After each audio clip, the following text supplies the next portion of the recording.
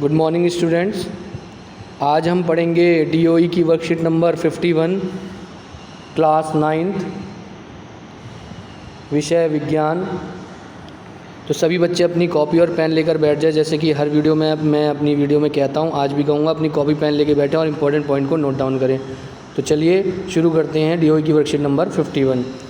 Student, जैसे कि आप देख सकते हैं इसमें उत्तक के बारे में हम पहले भी उत्तक के बारे में पढ़ते आ रहे हैं। यही उत्तक की अब दोबारा एक और वर्कशीट है, आगे एक पार्ट है जिसका नाम है पेशीय उत्तक। पेशीय के बारे में आप जानते होंगे, पेशियों का मतलब होता है हमारी मांसपेशी। तो जो हमारी मांसपेशी होते हैं उसमें किस तरीके का उत्तक यानी टिश्यू होता है, एक तो हमें इसके बारे में पढ़ना है और दूसरा ये पढ़ना है कि उसमें उन उत्तकों के, उन पेशीय उत्तक के अंदर कितने तरीके के पार्ट्स होते हैं। तो देखिए, जिज्ञासा दीदी ये कह रहा है कि जिज्ञासा दीदी हमारा शरीर विभिन्न प्रकार की गति कैसे कर पाता है और इसके लिए कौन सा उत्तक हमारी मदद करता है। तो ज्ञान पूछ रहा है, तो जिज्ञासा दीदी बता रही है ज्ञान हमारे शरीर में गति मांसपेशियों द्वारा संभव होती है, यानी मांसपेशियों के द्वारा ही हमारे शरीर में गति संभव होती है। मांसपेशियाँ पेशीय उत्तक से बनी होती है, यानी जो भी हमारी मांसपेशियाँ, आपने सुना होगा मसल्स, तो मसल्स किससे होते हैं, हमारे पेशीय उत्तक से बने होते हैं, जो लंबी कोशिकाओं का बना होता है, जिसे पेशीय तंतु रेशा भी कहते हैं। पेशीय उत्तक की कोशिकाओं में एक विशेष प्रकार का प्रोटीन होता है जिसमें सिकुड़ने वाला प्रोटीन कहते हैं। यानी जैसे मान लीजिए आपका मसल्स है, तो इस मसल्स में क्या होगा, आपके एक सिकुड़ने वाला प्रोटीन होता है। आपने देखा होगा जो हमारे मसल्स होते हैं हम उसको सिकोड़ सकते हैं, उसको हम फैला सकते हैं। आपने देखा होगा बॉडी बिल्डर जो होते हैं वो अपनी मसल्स को एकदम से फैला के दिखाते हैं, दबाते हैं, तो ये चीज़ होती है, ठीक है।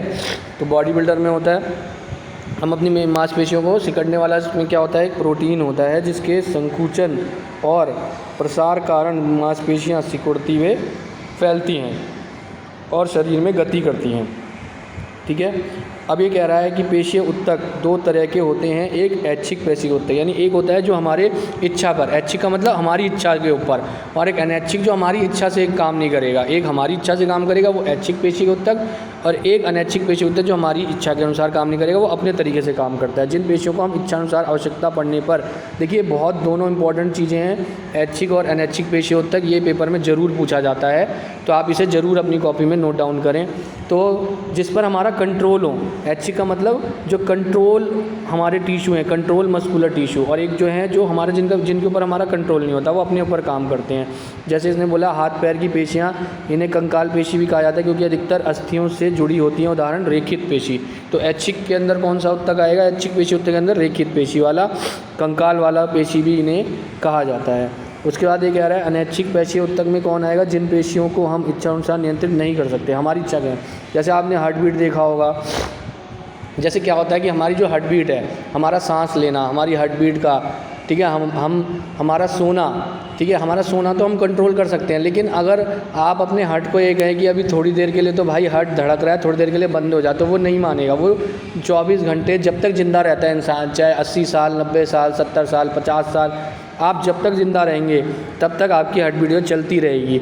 जब तक आप ज़िंदा रहेंगे तब तक आप सांस लेते रहेंगे। ये आपकी इच्छा पर डिपेंड नहीं करता कि आप सांस लेना चाहते हैं या नहीं लेना चाहते, आप अपनी हार्ट बीट को जो है धड़काना चाहते हैं कि नहीं चाहते हैं। तो ये अनिच्छीय पेशीय उत्तक आपके कहलाते हैं, ठीक है। तो इसी पे उसके आगे फिर है आपका पेशीय उत्तक के अलग अलग जो है पार्ट है। देखिए ये जो फिगर भी बने हुए हैं, ये आप यहाँ पर देख लेंगे, ये फिगर्स आपके बने हुए हैं। पेशीय उत्तक के अंदर क्या क्या आता है, रेखित पेशी, चिकनी पेशी और हृदय पेशी। एक तो रेखित वाले, एकदम चिकनी वाले, देखिए तीनों के डायग्राम आपके बने हुए। डायग्राम आप ज़रूर देखें। देखिए हृदय पेशी तो आपको समझ में आ रहा होगा, हृदय में होता है। किस में होता है, हृदय में होता है।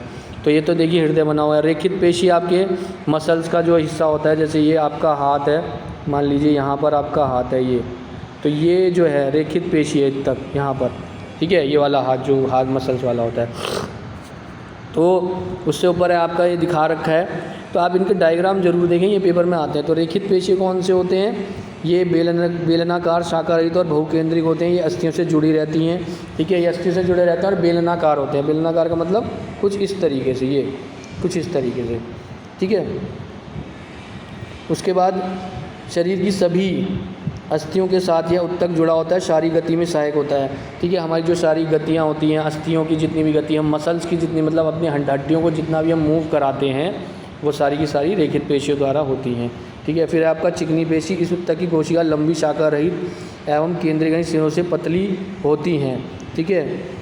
इस उत्तक में गहरी हल्की धारियाँ नहीं होती, इन्हें अरेखित इन्हें हम अरेखीय पेशी उत्तक भी कहते हैं, क्योंकि इनमें धारियाँ नहीं होती है। श्वसन नली अमाशय, देखिए ये चीज़ें ज़्यादा इंपॉर्टेंट है, कहाँ पर होती हैं, ये आपकी श्वसन नली में और अमाशय में आंतरिक अंगों का निर्माण करती है। तो इनका यूज़ ये है, यूज़ ज़रूर आने चाहिए आपको। इस हृदय पेशी क्या होंगी, ये केंद्रीकरण, बेलनाकार, शाखान्वित, ये तो लगभग सब में सेम ही है तीनों में। केंद्रीय, बेलनाकार व शाखान्वित। शाखान्वित का मतलब एक शाखा से दूसरी शाखा, ठीक है, ये आप फिगर में देख सकते हैं।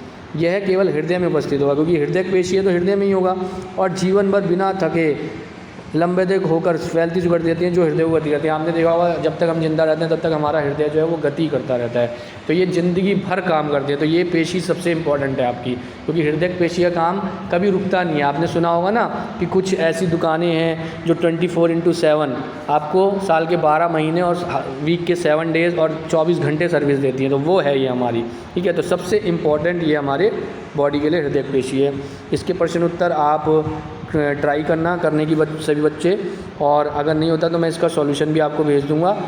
और मेरी वीडियो अगर आपको पसंद आए तो आप ज़्यादा से ज़्यादा अपने फ्रेंड्स में से भेजें, शेयर करें और सब्सक्राइब करें।